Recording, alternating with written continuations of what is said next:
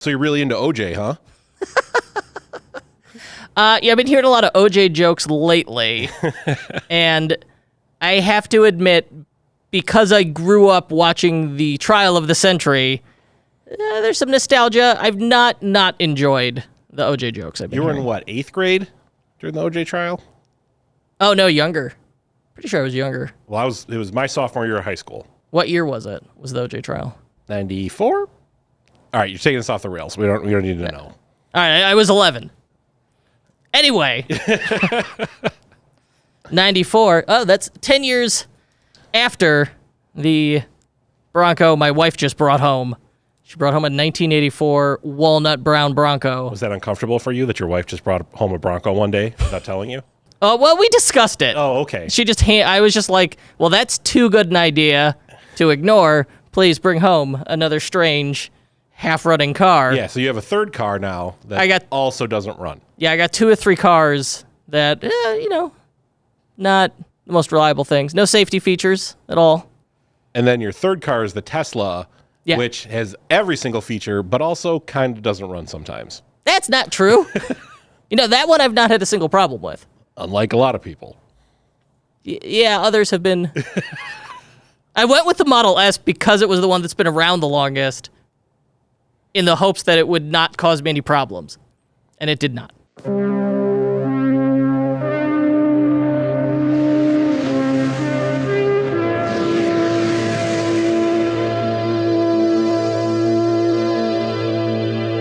All right. Today, this show about e-commerce.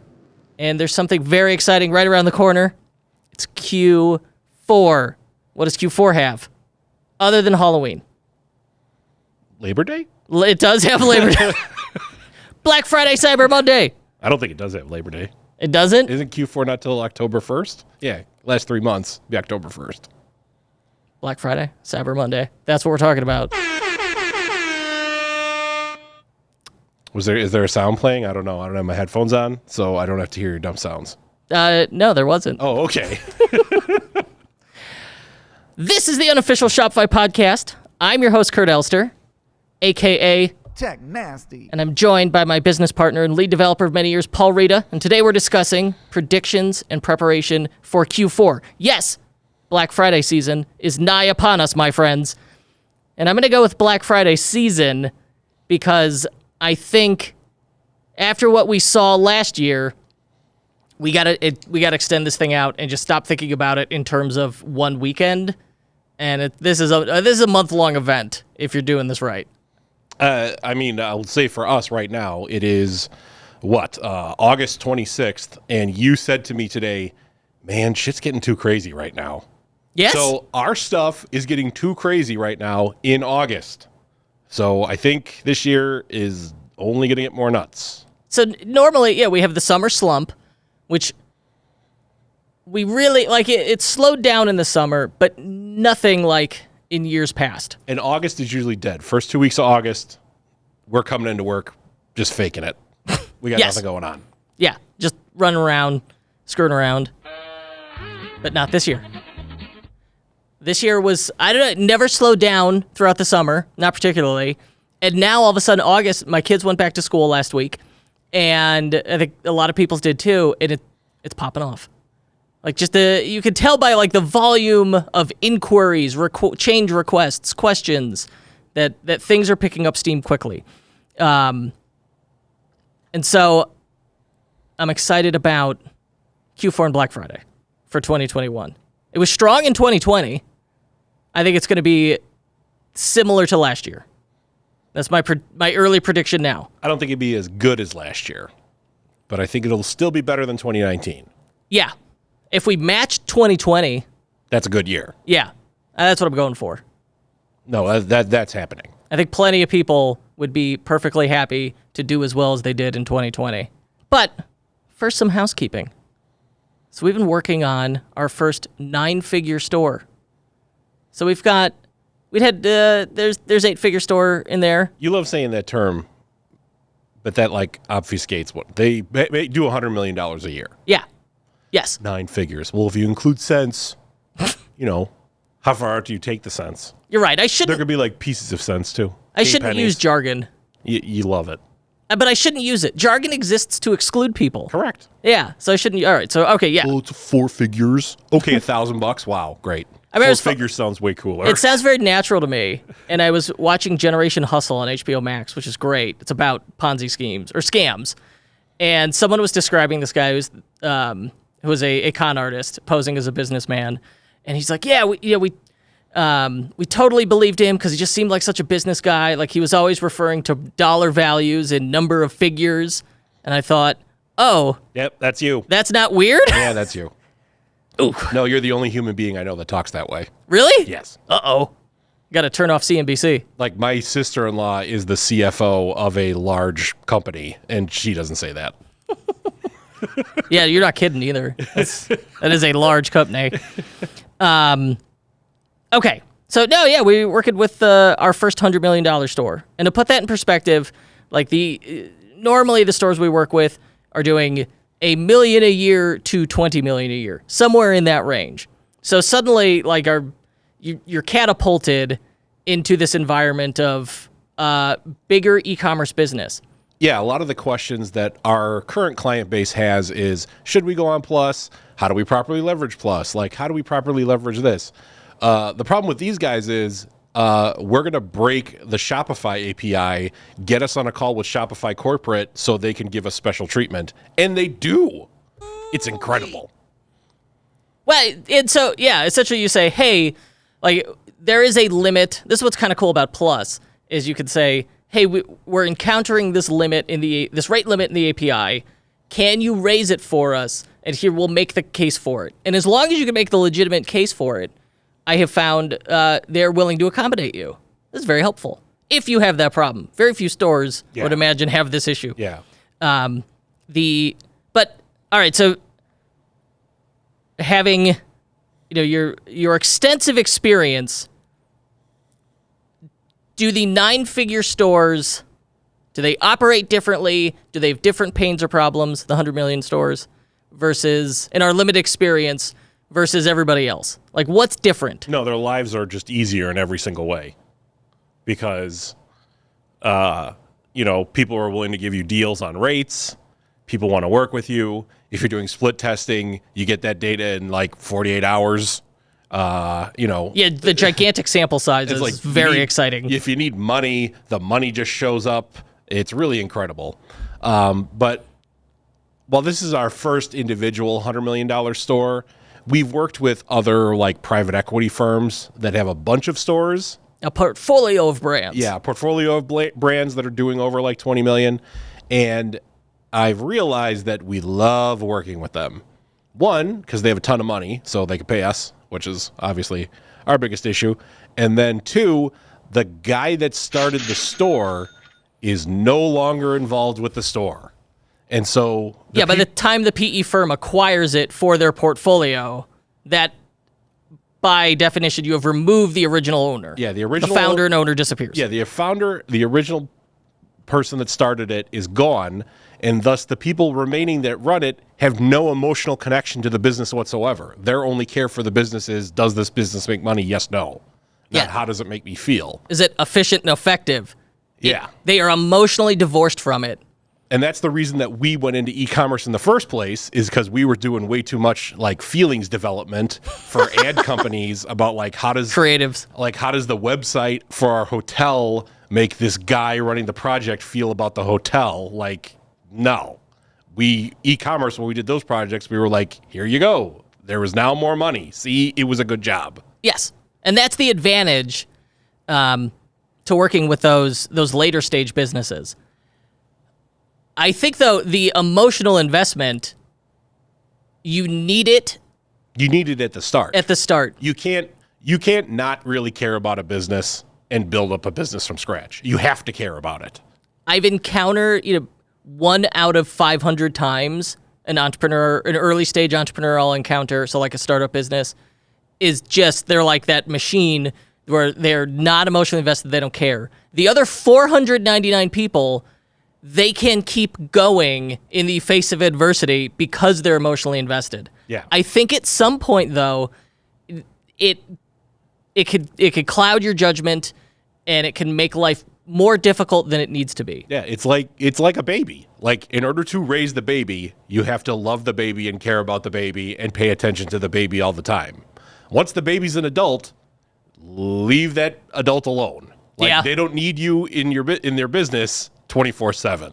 And I think the problem is a lot of these business owners, their little baby's growing up and they still want to be there changing its diaper every day. It's like, no. You gotta let go. You gotta let go and let your child blossom by themselves. If you're thinking to yourself, it sounds like they're describing me, and I'd like to change that, which you don't have to, but if you do, the book, The E-Myth, if you've not read that one yet, is a entrepreneurial classic, and while it does not speak to it in these terms, it really is like, okay, here's a guide to kind of emotionally divest and divorce yourself from the business while keeping it yours and successful. So there's my recommended reading is The E-Myth. So there's this like new app. I don't know if you've heard of it. It's called, what is it? Like Tactic? What's it called? Tactics? Swatch Watch? Fallout Tactics? No. TikTok. That's it. Yeah, TikTok. Tactic. No, TikTok. Let me tell you a little something about myself. I'm 40. Yeah. And I spend my evenings watching movies that are at least 50 years old. Okay. What do you think I know about the apps? You like Steam. Look, I'm 39, and most of my social media, when I go fire up YouTube in my house, and it's like, here's your recommended list. It goes like Disney World, Blippi, which is a toddler show, and then it's just like how to install a carburetor in a Volkswagen from the 1970s. And then that's it. That's my content. That's where we go. I just sweat my ass off in a garage watching YouTube tutorials. I need to derail this and issue a correction. If you're 39, how were you not in 8th grade or freshman year during the OJ trial? Because it was definitely my sophomore year of high school. So you couldn't have been like, I was 6. That math doesn't work. All right. So I was born in 1983. When did we determine the OJ trial was? I don't know, 94, 95? We're going to go with, I don't know. I'm going to go with 95. No, 94. No. Well, the Bronco chase is 94. So I was 11. We should never look this up. Yeah, you know what? I don't want to know. Nobody tell me. We're just letting this hang. I'm just saying you're bad at math. 100%. I'm also terrible at geography. You're so bad at time zones. That's my favorite thing. Every day I arrive on time somewhere, that's a small miracle. I love you have a big boy business meeting with our $100 million client that's scheduled for 3 like mountain time, and you have to turn to me and go, it's at 3 mountain time. What time is it here? And I have to do the math for you. I've figured out U.S. time zones, I'll have you know. I mean, I have to like, I second guess myself and double check it, but I got it. I get better at it. So if like I'm almost 40 and I just figured out time zones, by 50, I'll get arithmetic down. Maybe you won't need to use maps to get anywhere. Anyway, very successful. Can't do math. Yeah, so TikTok, Shopify added shopping things to TikTok. I don't know. Is that a thing? You got like old men watching teens dancing, and then like a thing pops up telling you to buy something. Well, I think it's a shopping tab, and then I assume it's a tighter integration on TikTok ads. What's a tab? It's in-app shopping. So normally it would be like I see an ad or link in a bio, and I go to this site in a in-app browser and make my purchase there. Now instead it's, all right, hey, we're going to show you a grid of products inside the app, and then you could just do it from there. That was how I read it. I don't know. The press release came out the day before recording, so I have not played with it. Also, I haven't used TikTok in 2 years. My dad's on TikTok. Oh. He just watches. Okay. Yeah, he's not making dance videos. He's not making dance videos. I mean, if he was doing dance videos on TikTok, 100% I'm on TikTok for that content. And Online Store 2.0, everybody's excited about it. I see people jumping on it early. They want to live on the bleeding edge. And then you see forum posts around like, hey, we got our theme working in Online Store 2.0. Here's the stuff that doesn't quite work yet. I would say wait 2 weeks, and if you're thinking about it, just give it 2 weeks for app developers and stuff to catch up with it. So really no change. than change. what we said last time we talked about it. Just reiterating. Not everyone listens to every episode in its entirety. Well, why not? Paul. Why not? When Out of the Sandbox announced their date, didn't they? Yes. I don't remember what it was. I'm Googling it. I don't know. It's in September. September? At some point, they said? Yes. All right. That's what I'm going with. I still don't think you should be doing it this calendar year. Because they're going to be in September. It'll be the end of September. It's so close. You're in October. Now we're in October. You should be doing all your Black Friday stuff. And be like, I'm going to completely refactor my entire store theme in October. Well, and then Don't if do that. a refactored theme comes out, right away there's going to be changes to it There's and going to be updates. bugs. You're going to have to redo a bunch of stuff. I don't know how compatible it's going to be with your previous install. I would tread lightly. Yeah, I wouldn't do it. Okay, so Black Friday, the point of this episode. What do we've established? We think as far as it's going to be a similar experience to 2020. What does that mean in practice? Shipping's still going to be boned. I think so. You got to think about that. How so? The shippers are going to be overloaded, and because people now don't want to work garbage jobs anymore, they're having problems hiring people. Also true. So that will make it even worse. So what that means is you probably want to front load more of your sales. I feel like every sale you make in October that isn't a sale you make in December, that, the October purchase will likely get to the people a lot faster. That's better for you. It's giving your customers a more positive experience. So yeah, do that. Yeah, there's this logistical potential time bomb here. Last year, we ran into these issues with shipping where people didn't have inventory because they couldn't get it into port, and getting shipments out. The photos from distribution centers were crazy. Just mountains of boxes, and they couldn't get it out fast enough. And you had Christmas packages ordered in November that showed up after Christmas. That's pretty grim. Happened to me. It happened to me as well. Yeah. And so we know it was a real problem. I know, last year people were pushing back. They were like, stop talking about Ship-It-Giddin'. Stop trying to make it happen. It's not real. Oh, it's very real. Yeah, no, what are you talking about? I bought several $100 product that I then also paid for the expedited shipping on. Didn't show up until 2 days before New Year's. And when people accuse me of having some ulterior agenda, what exactly do I get out of saying shipping's going to be a problem? Well, people are paying more attention to you because you're yelling about something and saying the sky is falling. I'm saying be prepared. What's the worst case scenario? You're able to get stuff out on time? Oh, no. Yeah. That Elster tricked me again. Okay, so we've got getting inventory in, problem, getting inventory out, problem, and we kind of figured, okay, well, it will ease up. The snake has eaten the bird egg. The bird egg has to move through the snake. I'm trying to create a visual here. You ever see a snake eat a bird egg, unhinge their jaw, they'll swallow the whole egg? I thought we were going to go with like a groundhog or something with some substance, not just a little egg. I'm going with the egg. No, it's a big egg. It's an ostrich egg. The snake is distended in a disturbing fashion. Ew, gross. Yeah, don't say distended.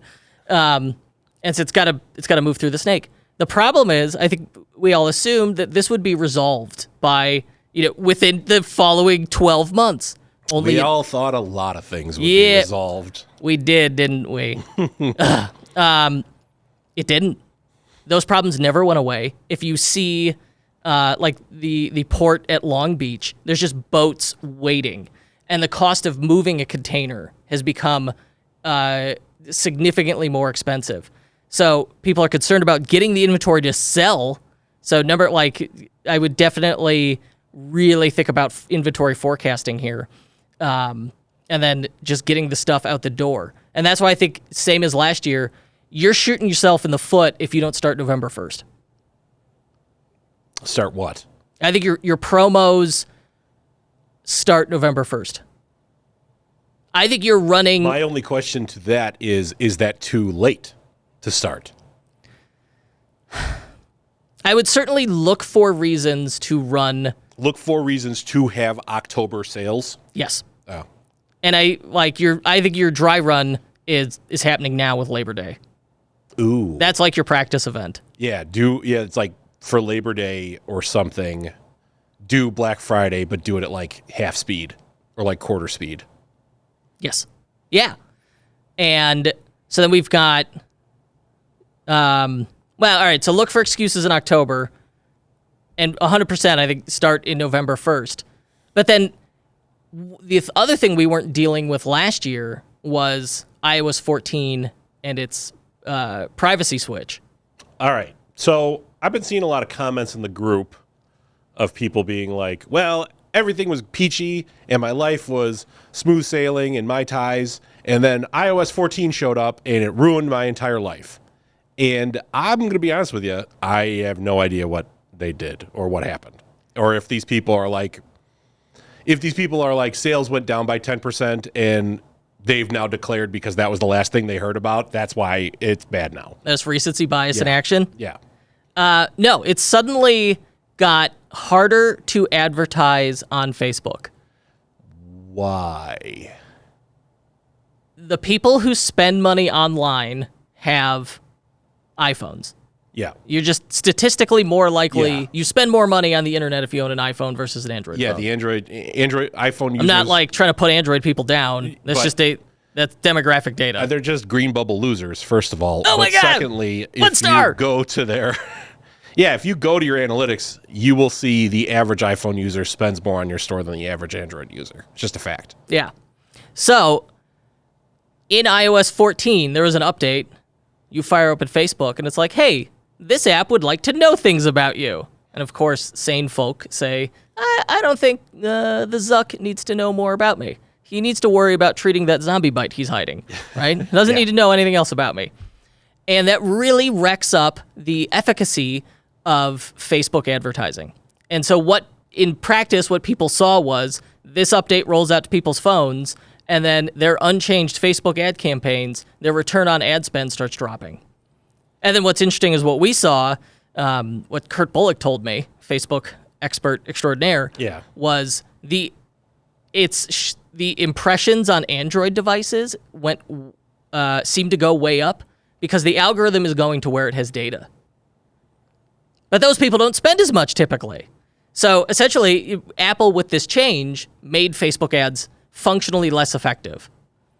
Now, there are really smart Facebook folks who are like, okay, here's how we worked around it. Here's what we're doing. It sounded to me like the layperson advice was, lean on lookalike audiences, and like your remarketing is really stuff you're syncing from Klaviyo.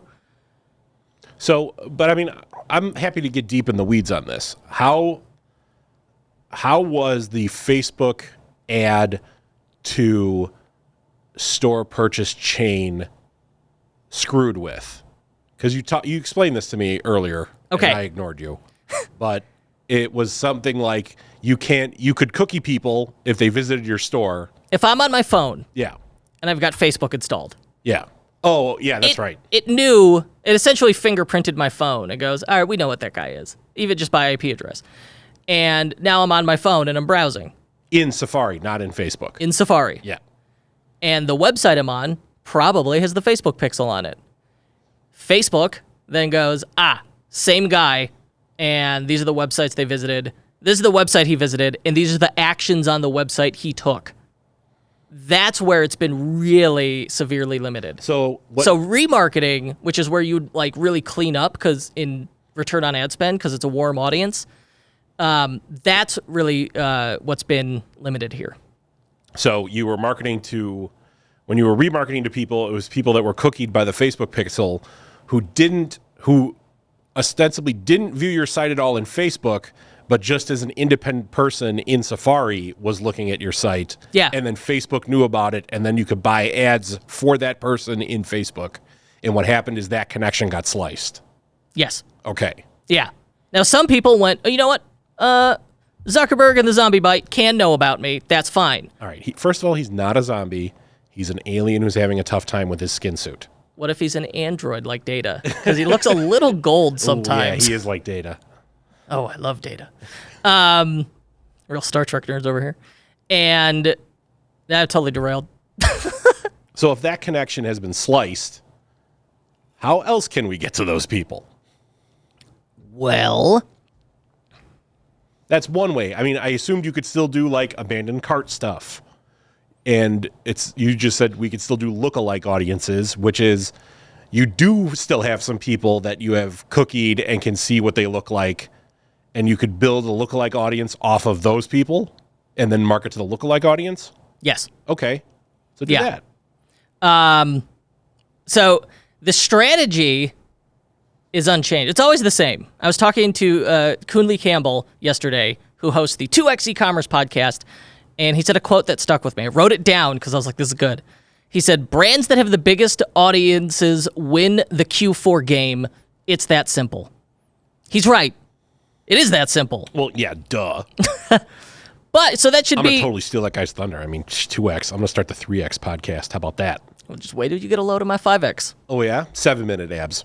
Yeah. 7-minute abs squared. So I think that's the thing to focus on, but with the knowledge that in years past, you could really lean on remarketing, and that's going to be tougher this year.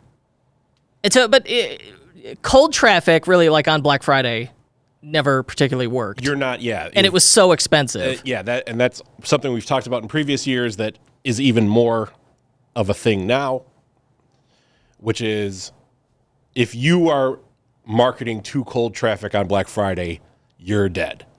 You didn't plant any seeds for the winter. It is now January, and you have no food. Like, you should just be harvesting all the seeds you planted in September and October. Yes. So how do we plant the seeds? I would still ramp up paid social now, because it's going to get more expensive later, but it's also less effective than ever. So I would do it as cheaply as you can get it. Yeah, I wouldn't give up on it, because if they take action through the ad in Facebook, I can retarget to those people. So I'm still going to say, all right, the strategy's the same. Attempt to build your expand your pixels, grow your remarketing audiences now, if you can, with Facebook. But with that grain of salt, but with it, all right, you got to grow all your lists. So that's going to be email, which we can then sync those audiences into Facebook from Klaviyo. All right, so that's one type of remarketing if you already have their email. Yeah. And of course, the email channel itself is probably going to be your number one revenue driver. It better be. Never changes. So lean on email. You got to grow that email list. But how are you going to grow it? I like giveaways a lot. I like pop-ups with coupon offers. If you don't have a pop-up strategy, you're just not collecting enough emails. Well, and we've talked about this before. Obviously, this is if you've already gotten them to purchase, but you can really nudge them with free gift with purchase. It's obviously a gift-giving season. So if you can nudge people to buy by saying, oh, if you buy something, we'll give you this free pin or this free sticker or something that costs you literally 25 cents, but is way more likely to make someone buy the $50 product if they get a free little 25-cent tchotchke. It's amazing how much as long as it's an exclusive. Yeah, you got to make it exclusive. You got to make it special. You got to make it today only or tomorrow only, and it works. Human psychology. Yeah. We love scarcity. Can't avoid it. Actually, we hate scarcity. But yeah, we love it, hate it. It's a real conversion lever. All right, so we got our email, first party, our email lists, our remarketing pixel, SMS if you're into it. I don't know, it doesn't work for everybody. Or I guess not everyone will give it a chance. But of the brands I know that have used SMS, you end up with a smaller list that is highly engaged. So I still like SMS. So if you're already doing it, see if you could grow those lists. Again, I think it's with its pop-up offers is probably what's going to drive most of your SMS and email. But figuring out, getting the right pop-up with the right offer to the right person at the right time, that's the thing you want to experiment with.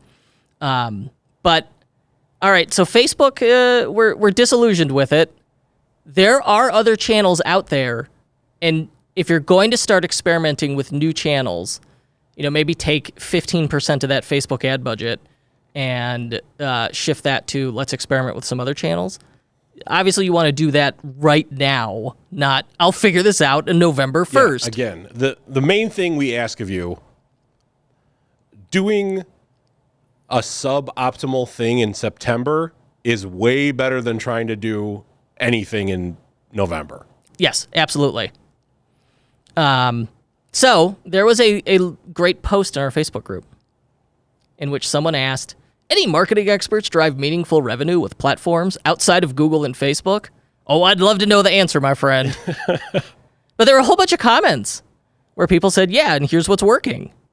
Yeah, and we got a lot of answers. Everyone's saying Snapchat, everyone's saying TikTok. 7 to 8x ROAS on TikTok ads, which in the grand perfect world of when Facebook ads were banging, would be a terrible Facebook ad ROAS.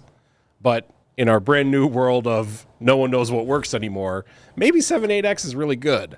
No, 7, 8x is good for, I think, any channel. Okay. Yeah. I don't know. No, 7, 8x, I'll take it. I put in $1, I get out 7, I'm in. I mean, I suppose it depends on what your margins are and what you sell. Obviously. But yeah, no, that dog will hunt for most folks. Pinterest, well, I'm surprised to see Snapchat get mentioned in here. Because obviously, we chase the shiny toy, and TikTok is the new hotness. TikTok is cool now. Snapchat is not cool anymore. But so many people have told me, hey, you won't believe the results I'm getting with Snapchat ads. I have no direct experience with this. But my suspicion is, because so many people are ignoring Snapchat as advertisers, but it still has a relevant audience. It still has millions of monthly users. I'm guessing you could buy ads on that for much less than Facebook. That's why, 8 or 9 years ago, it was like, well, go buy Bing ads. Because no one was buying Bing ads, and there were still millions of Bing users. Guess what? You could still do it. You could still buy Bing ads. There was a commenter who suggested it. Maybe buy Bing ads. Yeah. I know. Why are we so, married to and obsessed with Facebook and Google? I think, well, because they're the biggest. They're obviously 90% of the market. And with TikTok, it's because that's the cool new thing. Yes. Hey, remember Clubhouse? So what? I don't know. I was told that was awesome. That was the big, that would be forever awesome? and everywhere. Take everything over? Yeah. There was a comment in the Facebook group last week. That was a comic saying, this is how Paul acts before they start recording. And there was one character who was really mean and said he hated everybody. And then Kurt made him record the podcast. And I want to make it clear, I don't hate everybody. I'm a very nice, pleasant person, which is something a nice and pleasant person I was going to say, no one thinks they're a bad person, Paul. I just have the mindset of this is probably bullshit until I'm proven wrong, which no one in the tech industry seems to share. And I know, they're like, whoa, it's hot and shiny, throw money at it. It's like, I heard that's a new thing. It must be good. And everyone just talks about how great it is. And then when you question it, they're like, whoa, this guy's a curmudgeon. Yeah, he's such a hater when I'm just like, it's probably horseshit. And I'm right more times than I'm wrong. So I'm happy to fulfill that niche. Well, you're performing a public service. Yeah, I am. I'm actually, you're the hero we need. I'm kind of like Gandhi. Oh, well, yeah. Think about it. I was thinking more like Batman. No. Christian Bale Batman, to be clear. Val Kilmer. Aw. You leave Val alone. We love him. I got to go watch Top Gun again. I've not actually seen Top Gun, but it's on my list. Pinterest. Somebody said they got 17.5 ROI, 17.5x ROAS out of Pinterest. This one's interesting. I have seen, I've seen lots of people try Pinterest and get nowhere. And I think it's really your audience has to be there. But then other people run Pinterest and do really well with it. That's probably true of any advertising platform, isn't it? Doesn't Julie run a bunch of Pinterest ads and they work great for her? She does organic Pinterest, and for a long time, that was the number one traffic source. Now Google has eclipsed it, but it's just that's the nature of SEO. It's a long game. But yeah, in the short term, Pinterest, both paid ads and organic, could work. And we have past content about that. Someone said, I've generated a lot of revenue by getting featured as a guest on podcasts. Yeah, certainly. Yeah. That one's easier said than done. It's cold emailing. Well, that's both. You got to pitch people. Yeah. You just... And you have to have a topic that you can find podcasts for. You need to find a podcast that's relevant to your business, and then something that you can be an expert at that the podcast would want to have you on as an interesting guest. So that's sort of like influencer marketing, Except you're the influencer. Yeah, I was about to say there's influencer marketing, but there's two sides of the same coin, which is you get other influencers to talk about how great your product is, or you become the influencer talking about how great your product is. That's the best thing to do. Oh, without a doubt. Yeah. Well, you're right. That all feeds back into our whole thing where people buy things from people and not from brands. Yes. Yeah. So you have to become the expert person at the problem that your product is solving, and then you go everywhere and tell them how your product is solving the problem. And so many 1950s brands, you have to create the problem first, and then say, doesn't this happen in your life? Isn't that a problem? I can fix it for you now that you know it's a problem. Great example. Well, think about teeth whitening. Yeah. Yeah. It was not a problem to have normal-looking teeth until the last 20 years, at which point every product I buy has whitening agents in it, and now my teeth are blue and look like chiclets. Yeah. You really got some chompers. Thank you. Yeah. But yeah, no, it's an excellent example and point. Another one that seems obvious, but nobody does it, somebody commented. They said YouTube by repurposing your best performing Facebook video ads. But how long is a Facebook video ad? 5 seconds, 10 seconds? Well, you could make it several minutes if you want. The ones that perform really well are about 20, 30 seconds. You can run a 20, 30 second unskippable ad placement on YouTube. As an ad. I run ad block. I wouldn't know there are ads on YouTube. Plebs. So I just thought they were talking about uploading it as a video. Okay, yeah, but no, yeah, it's like a commercial. YouTube is the new TV for everyone under the age of 20.